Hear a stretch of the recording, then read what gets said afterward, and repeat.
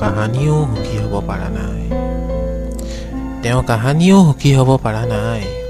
তেওঁ স্বইচ্ছাৰে নামি পৰিছিল এটা অচিন ষ্টপেজত আৰু দলিয়াই থৈ গৈছিল আমি দুয়ো মিলি ৰচা সেই মধুৰ সপোনবোৰ। আৰু তেওঁৰ সুখৰ বাবেই ময়ো নামি পৰিছিলোঁ এটা অচিন প্ৰেমীলতাৰ ষ্টেচনত। তেওঁ কাহানিও সুখী হ'ব পৰা নাই, কাহানিও পৰা নাই। তেওঁ সুখী হ'ব পৰা নাই বিচ্ছেদৰ নদী পাৰ কৰি।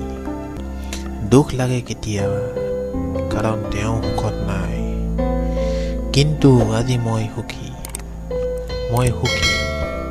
কাৰণ মোৰ লগত আছে সেই মধুৰ সপোনবোৰ, সেই ধুনীয়া